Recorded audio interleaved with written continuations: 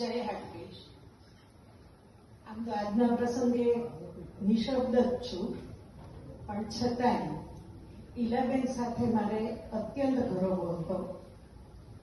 બેનપણી બેંકને લીધે થયા, રિટાયર થયા પછી, ફોરમમાં આવ્યા પછી, ફોરમ એક પરિવાર છે એટલે અમારે બંનેને બહેનો જેવું વિશેષ બનતું હતું.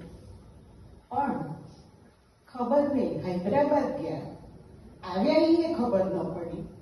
સીધા સિમ્સમાંથી દશરથભાઈનો ફોન એમના ઉપર આવ્યો કે ભાઈ આવી રીતે મયંકભાઈ બની ગયું છે. અને હું મારી કઝિન જોડે વાત કરતી હતી બીજા રૂમ પર. એમણે આવીને મને તરત કીધું કે તું જલ્દી ફોન મૂકી દે, આપણે સિમ્સ જવાનું છે. સિમ્સનું નામ પડે એટલે એમ જ થાય કે કાંઈક મોટી બીમારી હશે, કાંઈક ગંભીરતા હશે. અને એમણે જે રીતે મને ફોન મૂકવાનું કીધું ઈ તમે જોવો ને તો એમ ખ્યાલ આવે કે કંઈક પરિસ્થિતિ ગંભીર છે. તરત ફોન મૂક્યો મેં, મારી બેનને મેં કીધું મેં આપણે પછી વાત કરીએ. અને પછી મને જ્યારે ખબર પડી કે ઈલાબેન નથી રહે, અમે બંને એટલા શોકમાં આવી ગયા કે અમારે શું કરવું એ કંઈ ખબર પડતી નહોતી. પછી પાછો બીજો ત્રીજો ફોન આવ્યો એમની ઉપર અને અમે કીધું કે ના અમે સિમ્સમાં જવા નીકળીએ છીએ. સિમ્સ પહોંચ્યા ત્યાં સમાચાર આવ્યા, અમે અંદર પહોંચી ગયા ત્યાં સમાચાર આવ્યા કે ના હવે ઘરે. અમને સિમ્સથી બોપલ જતા અંધારું, ટ્રાફિક એ બધું તો ખરું, પણ માનસિક સ્થિતિ એટલી હતી કે ગૂગલમાંથી જોઈને અમે રસ્તો આડે અવળે ચડી જતા હતા. માંડ માંડ પહોંચ્યા. ઘરે ગયા તો ઈલાબેન તો હતા જ નહીં, નહીતર તો તરત આવીને પોચમાં મને એકદમ ભેટી પડે.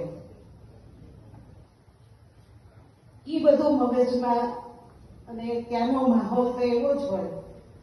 જાહ્નવી કે ટિંકલ એટલે કે ખુશ્બુને હું નામથી જ પરિચય. જાહ્નવી સાથે તો ફોનમાં મારે ઘણી વાર વાત થતી, પણ કોઈને જોયા નહોતા. પણ અશોકભાઈએ મને તરત જાહ્નવીને કીધું કે જાહ્નવી આ હિતેશભાઈ ઈલાના બેનપણી. પછી જાહ્નવી સાથે વાત કરી, ટ્વિંકલ ભેટીને રડી. આપણે એને આશ્વાસન તો આપ્યું કે ભાઈ અમે છીએ, બધા પરિવારના બહેનો સાથે છીએ, તમે મૂંઝાતા નહીં. પણ એ કહેવું અને એ લોકોને જે સહન કરવું એ ખરેખર અઘરી વસ્તુ છે. ઈલાબેનનો નેચર તો એટલો સરળ, શાંત અને સૌમ્ય હતો કે કાંઈ પણ થાય, બીમાર હોઈએ તો તરત એમ કે તમે અહીં આવી જજો, બે જણા બહારગામથી આવીએ તો કે અહીં આવી જાઓ. અને હું કહું કે અરે આટલા બધા લગેજ સાથે તમે લગેજ મૂકીને આવજો, તમારું ઘર તો પહેલા આવશે ને એરપોર્ટથી, પછી મારી ઘેર આવો. પણ અમુક વખતે અમે મળી શક્યા, છેલ્લે અમે ન મળી શક્યા. ડિસેમ્બર અને માર્ચની મિટિંગમાં અમે નહોતા આવ્યા એમ એમણે જણાવ્યું, પણ અમને એવું નહોતું સૂઝ્યું કે અમે વિડીયો કોલથી વાત કરીએ. દિવાળીમાં અમે વિડીયો કોલથી છેલ્લે બેએ વાત કરી હતી. અને પછી સીધા મેં એમને જોયા. ઈલાબેન છેલ્લા મેં જે જોયા રાત્રે એ સાવ જુદા હતા. ઈલાબેનનો ચહેરો કે એ હું ઓળખી જ ન શકું એવા હતા. ખરેખર એ પરિસ્થિતિ બહુ આકરી છે. હવે જો આપણને લોકોને આવું થાય તો યાજ્ઞિક સાહેબને તો થવાનું જ તે. અને આપણે કેવું સહેલું છે, અમલમાં મૂકવું અઘરું છે, પણ છતાંય એમણે થોડી માનસિક હિંમત રાખવી પડશે. અને આપણે બધા પરિવાર જ છીએ એટલે આપણે બધાએ પણ એને સપોર્ટ આપશું. બીજી વસ્તુ કે ગીતાબેન પઢિયાર, એમને હું એક જ વાર મળી, નગરની ફેમિલી ફ્રેન્ડ મિટિંગમાં મળી હતી, પણ એમનો પણ સરસ સ્વભાવ હતો. અને ગઈકાલની જે બનાવ બન્યો છે પ્લેન ક્રેશનો, એ તો સખત દુઃખદ છે. એની વિશે વાત એટલે હું તો એવું જ માનું કે આવી જે દુઃખદ ઘટના હોય ને એને વાગોળાય જ નહીં, એવી વખતે નામ સ્મરણ જ કરાય.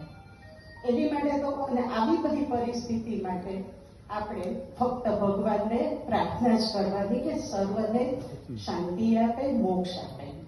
અને બીજું કે હું અમારા 128 લેડીઝ મેમ્બર વતી ઈલાબેનને બધાની વતી ખૂબ જ અમે લોકોએ એમને ગુમાવ્યા છે એનું દુઃખ વ્યક્ત કરું છું. બધી બહેનોનો આ જ ઓલો છે કે ભાઈ ઈલાબેનનો સ્વભાવ એટલો સરસ મિલનસાર હતો અને આમ ઓચિંતી વિદાય મને પણ ખૂબ જ ધક્કો લાગ્યો છે.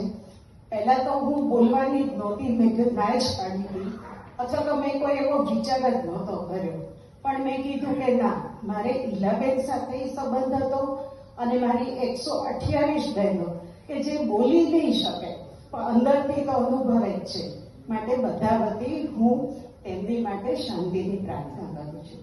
જય હાકેશ.